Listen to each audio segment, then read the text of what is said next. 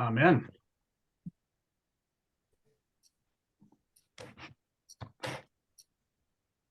Well, here we are, folks. We're getting down there to the end.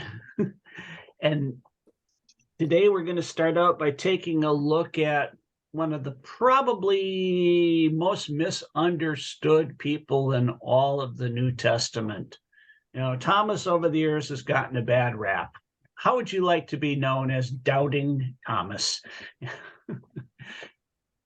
He's also done some great stuff. He was a man of faith. We saw that earlier when he said that he would, go off to Jerusalem and die with Jesus as he was going to head off.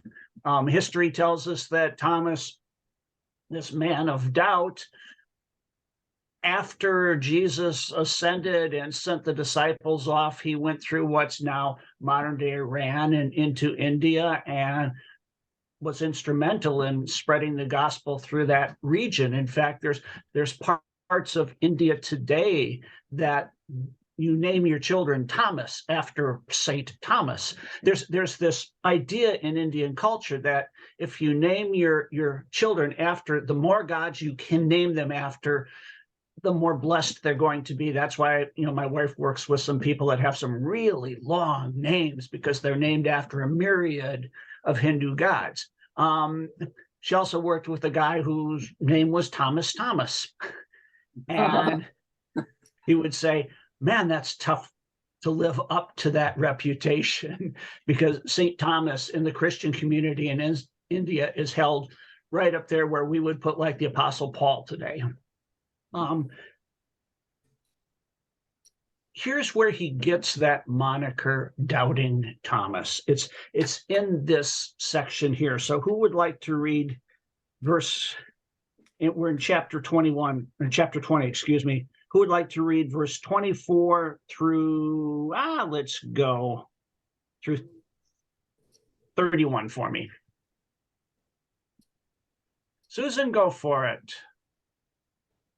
Get it over with early.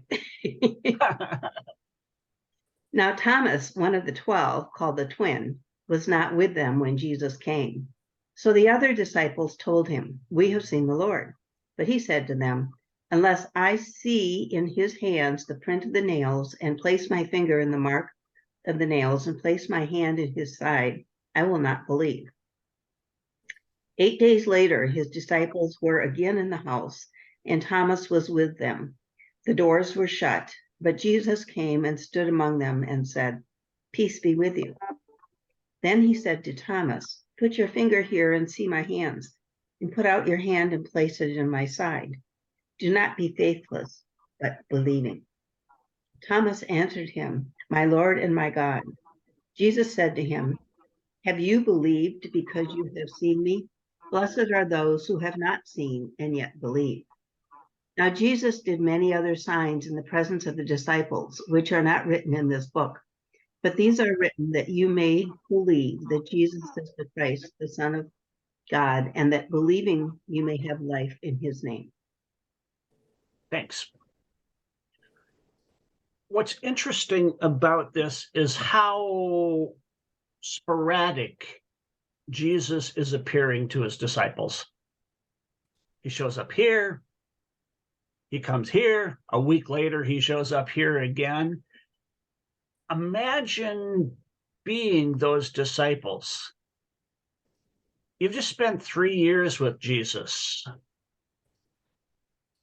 He dies, he comes to life again, and your expectation is probably going to be, he's going to come back and spend time with us.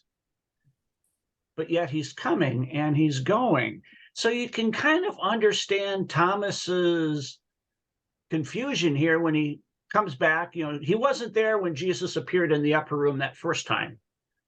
So he comes back and the disciples are saying, "We've seen him, we've seen him, we've seen him." And Thomas is going, "Yeah, right. You've seen him. Well, good for you, but unless I see physical proof that that is Jesus, I want to stick my finger in his nail holes and in the spear in the side. Until I see that stuff, I'm not going to believe." Have you ever had one of those moments where you kind of wanted that actual physical sign from God before you believe something? Yeah. So we have a doubting Sharon and a doubting Diane. It's kind of normal. It's kind of normal. I can't tell you how many times I was sitting with people in my ministry and they wanted to believe, but then they didn't, because they would say things like, well, until Jesus comes down and sits down at the table across from me and has a cup of coffee, I'm not going to believe. And I would smile and nod. And I had a standard comeback to that they didn't know how to respond to. And I'd simply say, what makes you so special that you demand that of Jesus? And it would kind of take them aback a little bit. But really, what makes Thomas so special that he would demand that of Jesus?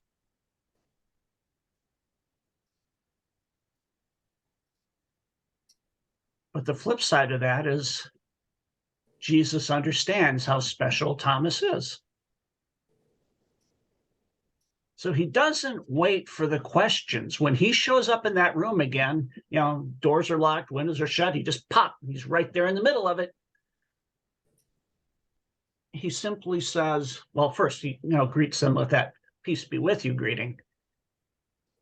And then he simply says to Thomas, okay, here's my hands, here's my side. He's offering Thomas that opportunity to see that this is truly him. It's interesting to note that Thomas doesn't take him up on that.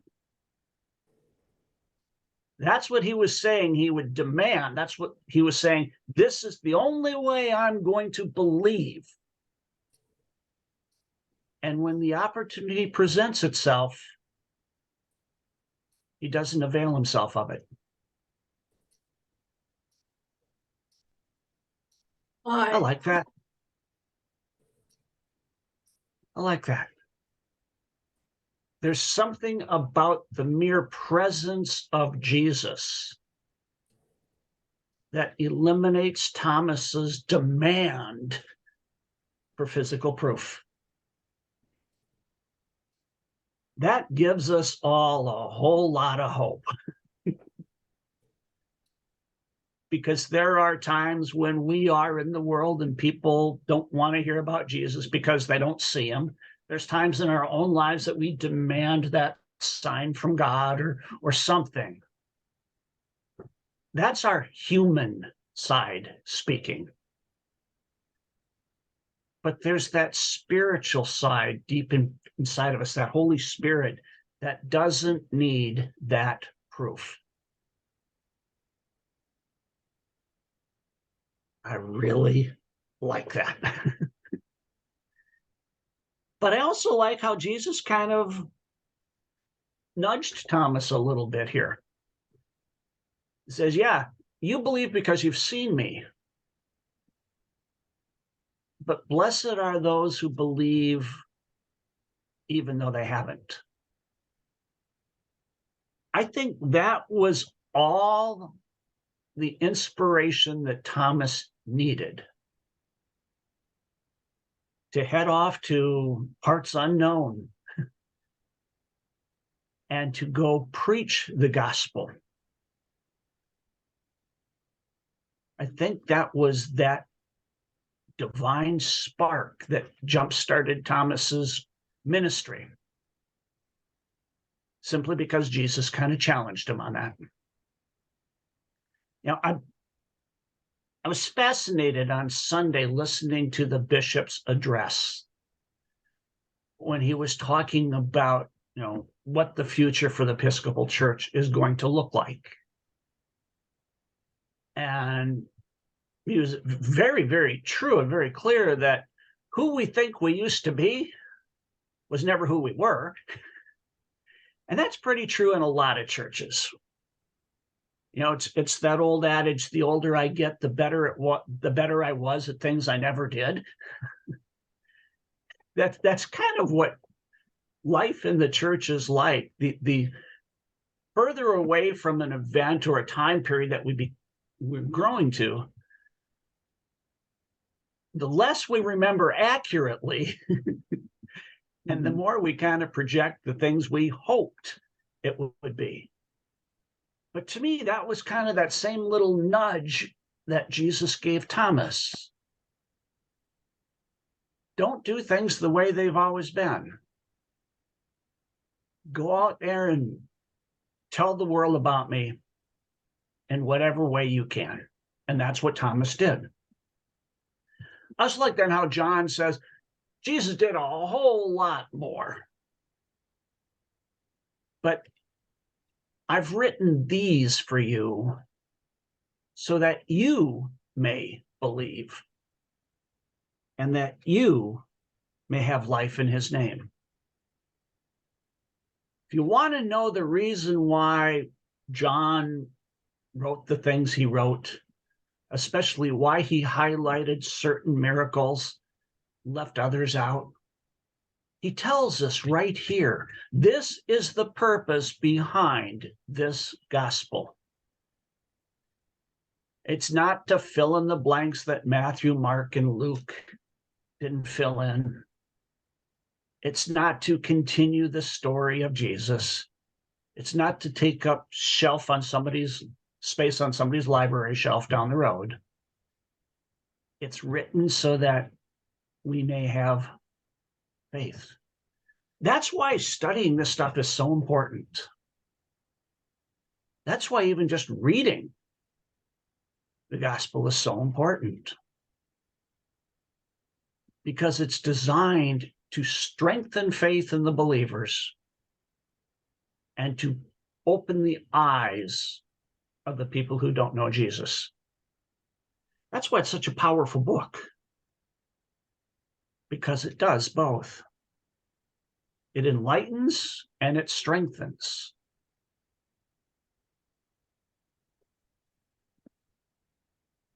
Now comes the fun part. Who would like to read in chapter 21, verses 1 through 3? We're going to take this in a couple of little chunks.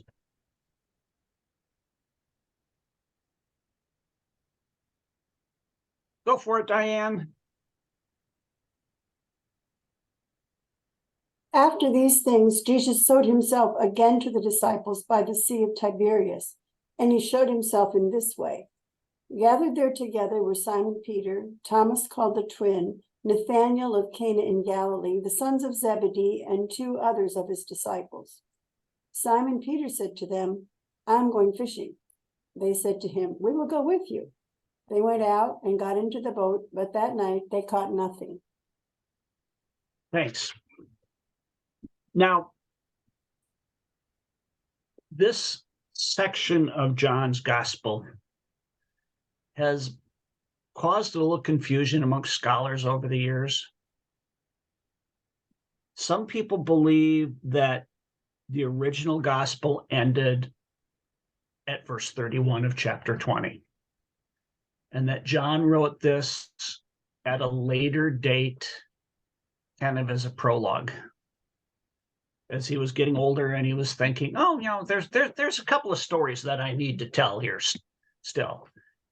And so he added it. No one has ever questioned the authorship. Scholarly, it's always been assumed and accepted that John wrote this. It's just, when did he write it? There's arguments for and against. The biggest one for me against this being an add-on is the fact we simply have never found a manuscript of the Gospel of John that only had 20 chapters. It's only been kind of oral tradition and history that have said this, but from very early on, people have accepted that this is just kind of a prologue to the gospel, but it's included in what he wrote. And I say that for a reason. Because sometimes when we're studying scripture, we run into the quote unquote scholarly intellectuals who will come up with all kinds of reasons why things shouldn't be. What I love about where John goes with this is, what has he just been talking about?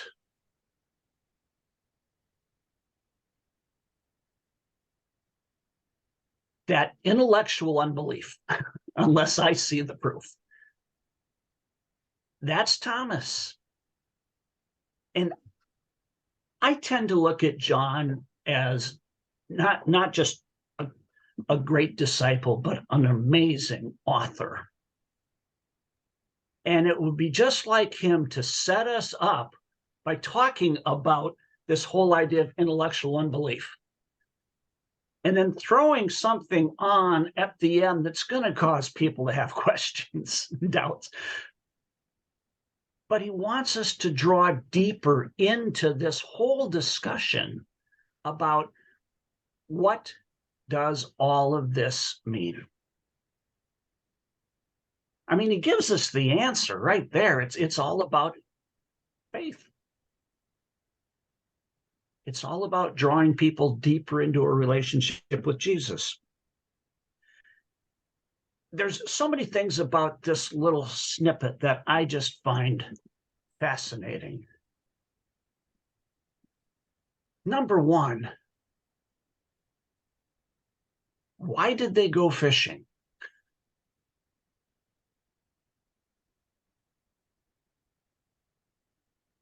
Susan, did you have a... They were fishermen. They were fishermen. And isn't also the Sea of Tiberias is the same as the Sea of Galilee? Sea of Galilee, yeah.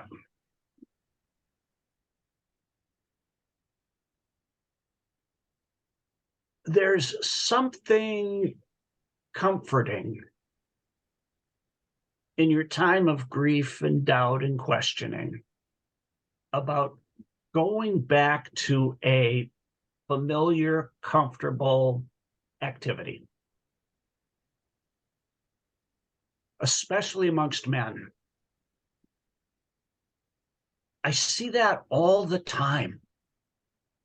When men are grieving and questioning, they have a tendency to go do things. That's how kind of they work it out. They'll go off into the workshop and build something. They'll go sit in a deer stand doing something that was comforting. They'll go out in a boat and go fishing. Instead of just sitting around and talking, they actually do things physically to help that grief work through. It's a very powerful grieving mechanism that sadly more men don't do, because they're told it's not the right thing to do. You should be in here crying like the rest of us. But that's not always true. But I think there's another reason why Peter wanted to go fishing. Think back to the very beginning of all of this. What were they doing when Jesus first called them? They were fishing. They were fishing. Now, this is just me, but a lot of commentators have this same idea. I think Peter was looking to find Jesus. He was tired of this little show up here, show up there. I'm going to go to the place where I know he's met us before. I mean, if you're looking for something, it makes sense to look for something in a place where you found it before. You know, if you're out hunting for agates, being out in the middle of the cornfield probably isn't the best place to be. Being on the shore of Lake Superior, probably a good spot. If you're looking for Jesus, go to where you've already met him. And that was on the water.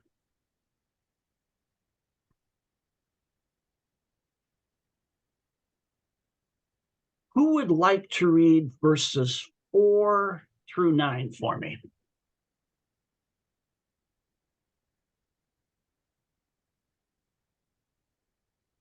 Marilyn, go for it.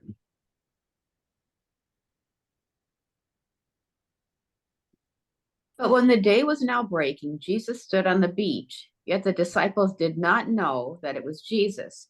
Jesus therefore said to them, "Children, you do not have any fish, do you?" They answered him, "No." And he said to them, "Cast the net on the right-hand side of the boat, and you will find a catch." They cast, therefore, and then they were not able to haul it in because of the great number of fish. That disciple, therefore, whom Jesus loved, said to Peter, "It is the Lord." And so when Simon Peter heard that it was the Lord, he put his outer garment on, for he was stripped for work, and threw himself into the sea. But the other disciples came in the little boat, for they were not far from the land, but about 100 yards away, dragging the net full of fish. And so when they got out upon the land, they saw a charcoal fire already laid, and fish placed on it, and bread. Thanks. It's interesting how we see a couple of different times these quote unquote professional fishermen haven't caught a thing. They've been out all night and they haven't caught a thing, because that's when you fished at night.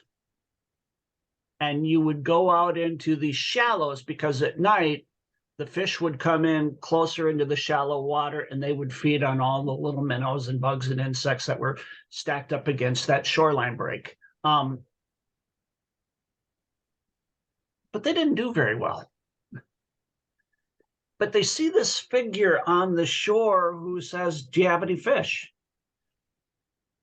They don't recognize it as being Jesus. Kind of like Mary didn't recognize Jesus in the garden. Was it just still dark? It's, the sun is coming up, or they're still 100 yards away. It's kind of, see a little tiny figure. Whatever the reason, they didn't recognize it as Jesus. But he says, "Throw your nets on the other side of the boat."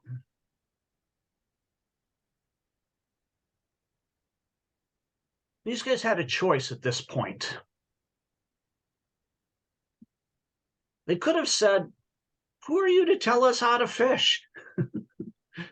We've been out here all night and we haven't caught a thing, and you standing on the shore are going to tell me to throw my net on the other side?" Were they that desperate to catch fish? Or was there just something about that voice that was triggering something deep inside? Whatever they did what that person on the shore said, and they caught fish. They caught so many fish. But then John realized who it was.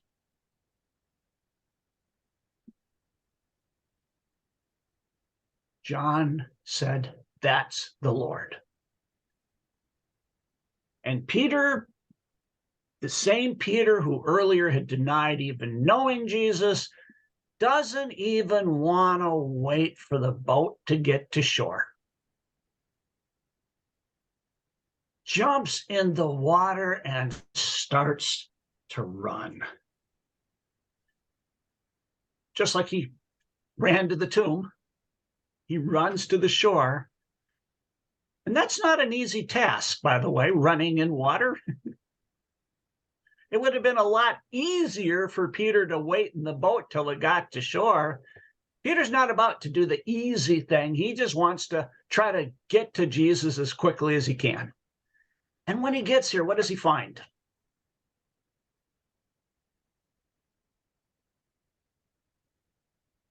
The fish are being cooked on a fire. Yeah. And what else is there?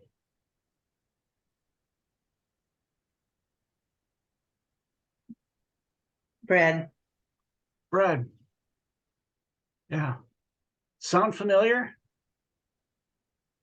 The loaves Fish and and bread. fishes. Yeah. You think Jesus is trying to remind them of something here? Mhm. Yeah. It's that loaves and fishes miracle all over again. The part I love about that loaves and fishes story is what happens afterwards. Is when Jesus goes off to pray and the disciples are in the boat and they've gathered up all the leftovers and they've got 12 baskets and 12 guys, and they're all sitting there holding this basket of leftovers going, wow, that was kind of cool. That was kind of neat to see. And here Jesus gives them that little reminder of what he's capable of doing. I mean, he's just kind of showed them when they've got so many fish they can't even hardly bring the net in. He's talking here and showing them about this whole concept of trusting in him and the abundance that follows. So it wasn't just the reminder of all of these fish they caught, but also going all the way back to that miracle of the loaves and fishes. What I think is really neat about that is so often God will use reminders like this. Show us things, bring us things that we know he's already done. And it kind of drives home that point that he's there, he'll provide. And for me, one of the beauty of being involved in a church that follows the liturgical cycle is we get those reminders all through the year. Now, you come into Advent. It's that powerful reminder of God incarnate. The Word becomes flesh and dwells among us. Every year, we get these reminders that God has broken in, God has intervened. You cycle that through to Easter. You know, you go through Lent looking at this whole powerful idea of death and resurrection, forgiveness. Every year we go through these cycles that remind us that God has broken in, God has intervened, and he is coming again. All of those things are just that continual reminder. It's the couple of fish and the bread on the warm coals. The reminder of what God has done, what God can do, and what God will do again. It's pretty neat when you stop to think about it. In those times when we're having those same doubts as Thomas, when we want God to show us something, I challenge you to look around. Look around and see if he's already showing you something. Or is there something new that just jumps in? I used the story that years ago, my sister was struggling with a huge decision. And she was working downtown and she'd take the bus up West River Road, which is now, 94, and go up to Brooklyn Park. And remember back in the 90s, there was that billboard campaign of these big, huge black billboards all over town with something written by God,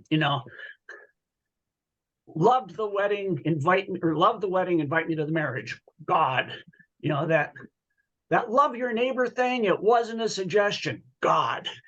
There was one on my sister's bus route that just said, trust me. God. And she was on her phone talking to me when she was, we were having this discussion about this decision. And all of a sudden she just starts laughing. And I go, well, what's so funny? This is kind of a serious discussion. And she goes, I just drove by that billboard that said, trust me, God, I don't need you. I already know what to do. Because sometimes the answer is quite literally a billboard in front of us. Other times it's that little small voice inside calling us. Other times it's a passage from scripture or a song or a psalm or a prayer. God uses a myriad of ways to remind us that he is still there. For these guys, it was some fish and some bread. Not a bad reminder. Who would like to read verse 10 through 14? Just a little short, little passage here.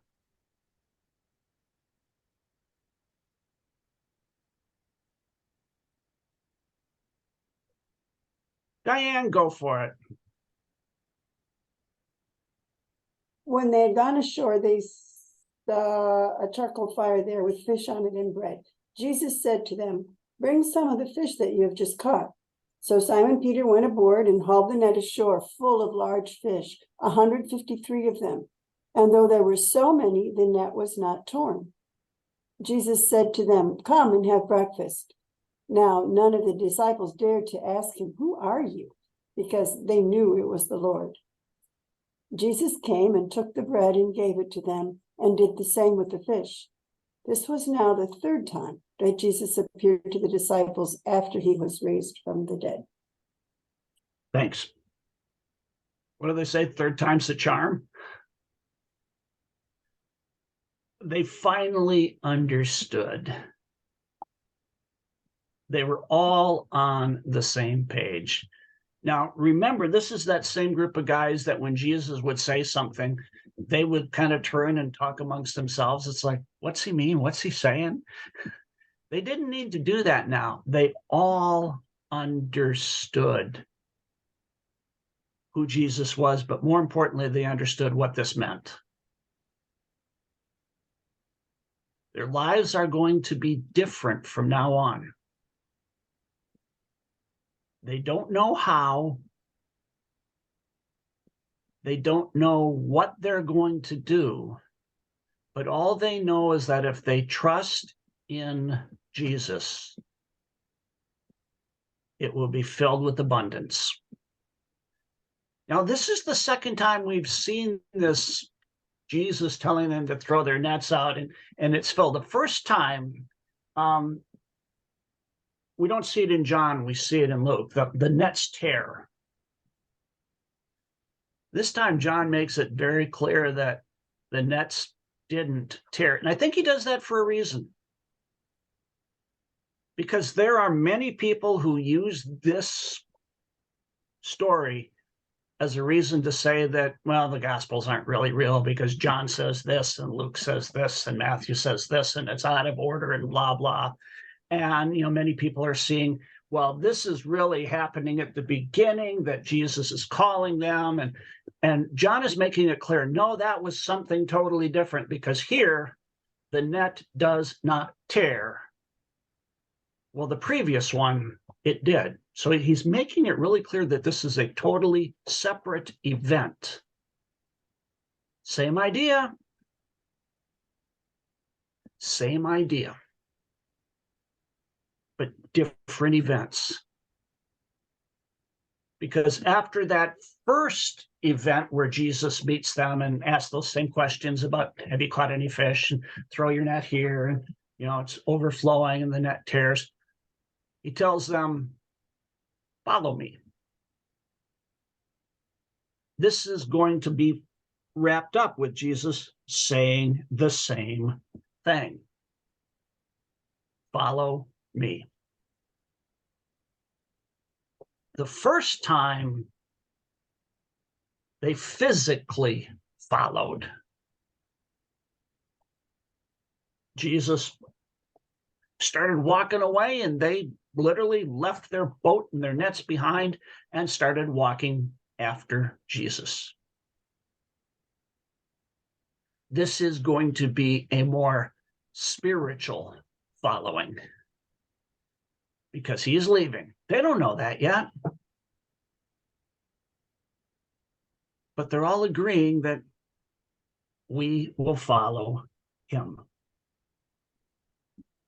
And now comes one of those, to me, most beautiful, beautiful interactions in all of Scripture. Who would like to read verse 15 to the end for me? Oh, let's not go to the end. Let's go to verse 20, 15 to 20.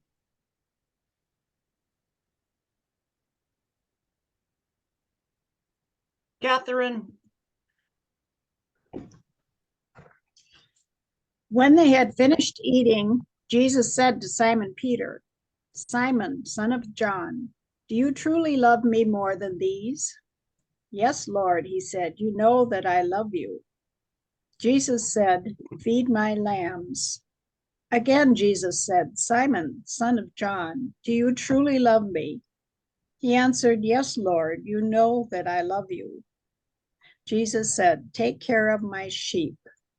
The third time he said to him, "Simon, son of John, do you love me?" Peter was hurt because Jesus asked him the third time, "Do you love me?" He said, "Lord, you know all things. You know that I love you." Jesus said, "Feed my sheep. I tell you the truth. When you were younger, you dressed yourself and went where you wanted. But when you are old, you will stretch out your hands, and someone else will dress you and lead you where you do not want to go." Jesus said this to indicate the kind of death by which Peter would glorify God. Then he said to him, "Follow me." Thanks. When Sue and I were in the Holy Land, we went to this spot on the Sea of Galilee. And there's just this power that you feel, this presence that's there that is unlike really any other place in the Holy Land for me. And there's a lot of places where you're walking, as our friend says, in Jesus's airspace. Like when you're in the city of Jerusalem, the city's been torn down and rebuilt so many times that the current street is like 7 feet above where the street level was when Jesus lived. But there's places like they're rebuilding the synagogue in Capernaum. Jesus was there physically, and you could stand where he was there. Go up on the Temple Mount. That hasn't changed in 2,000 years.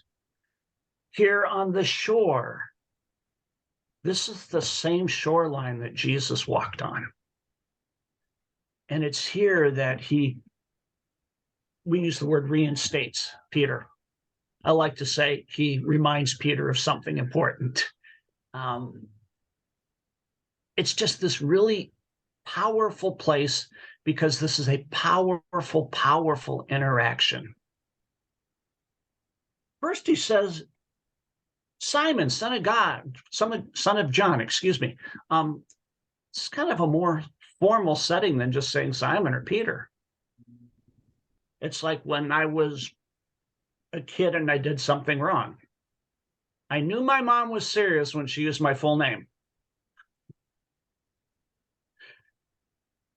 When she called me Basil Albert Owen III, I knew I was in trouble or there was something that was going to follow. It's kind of the same thing here. He's using that formal name to get Peter's attention. The same giddy Peter who just jumped in the water and came running and splashing and was dragging this net. It's time to get serious now. And he said, "Do you truly love me more than these?" Now, there's a couple of ways to look at that. One is, do you love me more than you love these guys? That's a legitimate way to read that statement. Another way to read it, and the one I tend to lean towards, is, Peter, do you love me more than these guys love me? And the reason I say that's what I think it is because early we see it in Matthew's gospel where Peter is bragging how much he loves Jesus. Jesus is talking about going off and being arrested, and Peter goes, even if all of these guys fall away, I never will. And then, of course, Jesus immediately reminds him that before the night's over, he's going to deny knowing him 3 times. But in that moment, Peter was bragging that I love you more than these guys. And then what does Peter do? Denies knowing Jesus not once, not twice, but 3 times. And there's a reason why Jesus asks him this question 3 times. Peter, do you love me? Peter, do you love me? Peter, do you love me? Number one, it's this reminder that, Peter, you denied knowing me 3 times. So I'm going to kind of rub it in here, and I'm going to ask you 3 times if you love me. But there's something deeper that Jesus is getting at here. There's 3 different words for love in the Greek language. There's eros, which is this romantic, sexualized kind of love. There's phileo, which we get the Philadelphia, this brotherly love, this deep friendship bond. And then there's agape, which is that unconditional, godly love. When Jesus asked Peter the first time, do you love me? He says, Peter, do you agape me? Do you have that deep, godly, unconditional love for me? And Peter more or less says, yeah, I have a deep fondness of you, God. He uses that second level, that phileo level. It's that friendship. The second time, again, Jesus says, Peter, do you agape love me, that deep, unconditional God love? And once more, Peter says, Lord, you know I'm fond of you. You know I phileo love you. And so finally, the third time, Jesus said, Peter, do you phileo love me? Do you have that fond affection for me? And this is where Peter gets mad. He says, yes, Lord, you know I do. But what Jesus is trying to do here, he's trying to draw Peter deeper. He's kind of saying, okay, you've denied me. I know you feel bad about that. So I'm going to pull you a little bit deeper. We want to get over this friendship type of bond. I want you to know that I love you in that godly way. And he's challenging Peter, do you love me in that same way? Peter, the bold, brash, powerful, boastful one, is so humbled that he can't bring himself to go there.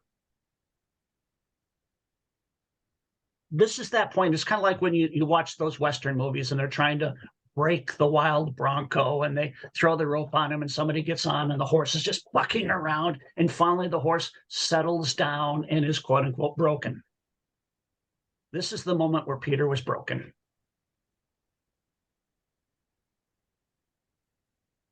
He's no longer that brash, boastful, proud, crazy fisherman. He's now a disciple of Jesus in the truest sense. I love that. And each time when they have this discussion, when Jesus asks him, do you love me? And Peter says, I have a fond affection for you. Jesus responds with a task.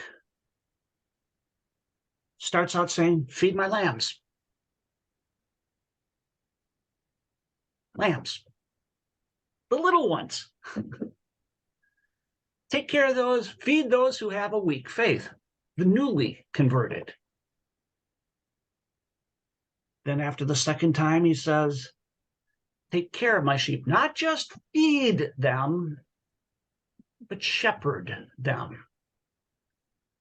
And it's not take care of shepherd the little guys, shepherd those who are already mature in their faith.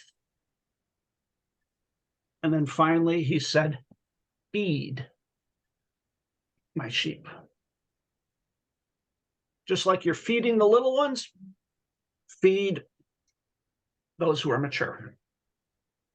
3 distinct tasks to 2 different groups of believers.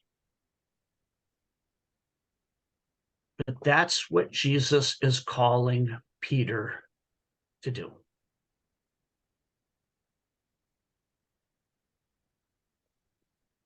That's a big order.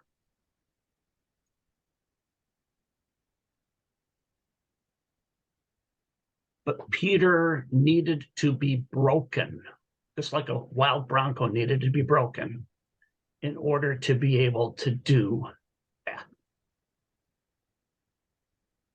They've reached this agreement where Jesus wants Peter to say, I love you more than everybody else. I love you in that same way that you love me. And Peter isn't going to go there. Peter isn't going to take the bait. He's simply going to say, Lord, you know me. You know me. I'm not going to be boastful. I'm not going to proclaim anything other than I love you. And I'm not even going to use that highest level of love because I don't feel worthy of that.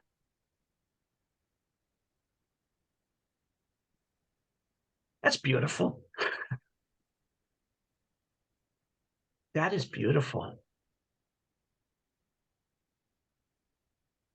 And Jesus also tells him, Peter, when you're young, you pretty much did what you wanted to.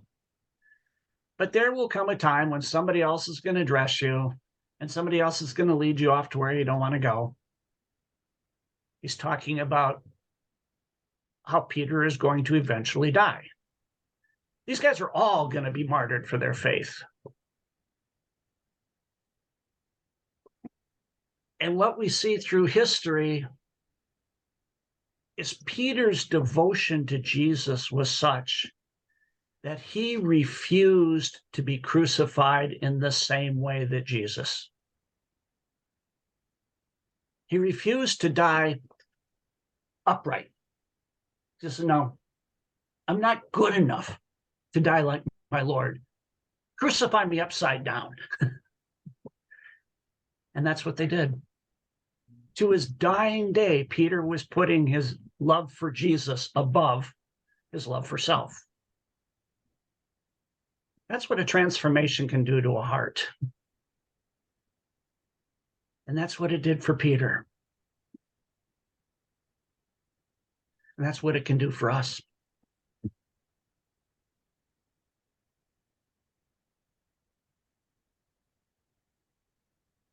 When we can set aside our human desires and our human needs and our human wants, and we can simply come to Jesus as we are, he too will give us that same transformation. what I love is that Jesus is infinitely patient in that process.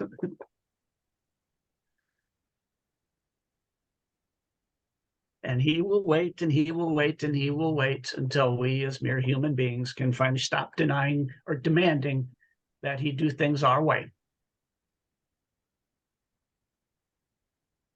And we simply come. And that, folks, is easier said than done. Because so often, we have that faith to come. We have that faith to say, Lord, I trust you. You call me to come to you, so I'm coming to you. I trust you, Lord. But here's what I need you to do to answer this prayer. And sometimes we come with pretty elaborate lists of what we need Jesus to do.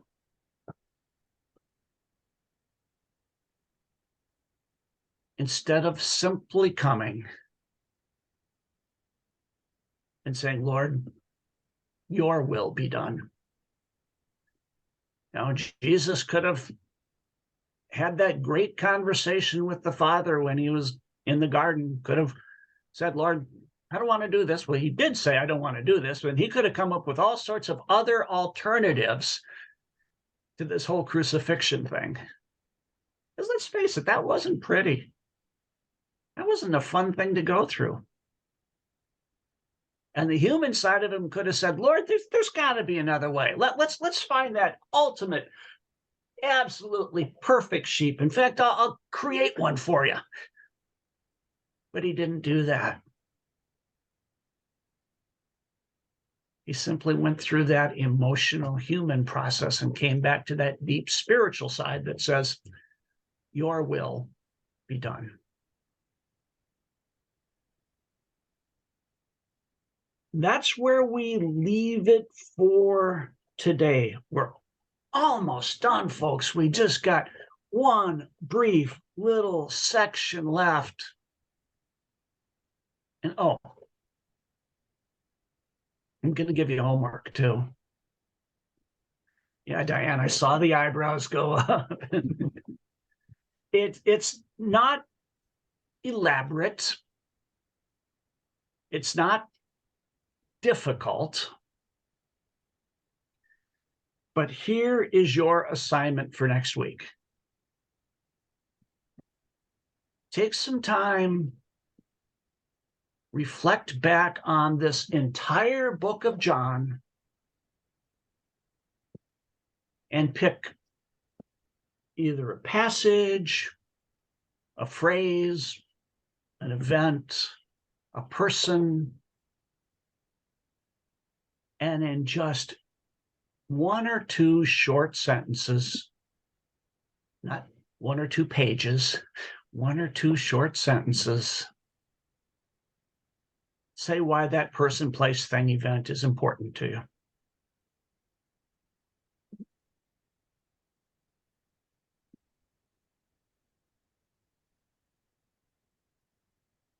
Because the more concise we can make those thoughts, the more meaningful they are for us, but for other people too.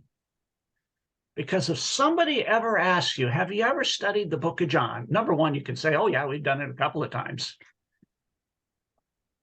And if they say number two, what jumped out at you?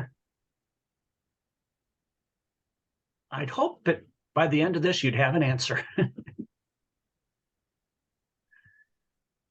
And that's where we leave it for today. Next week's going to be a little bit different because you're going to do some talking too, because I'm going to ask you those questions and I want you to be able to tell me in a sentence or two what jumps out at you.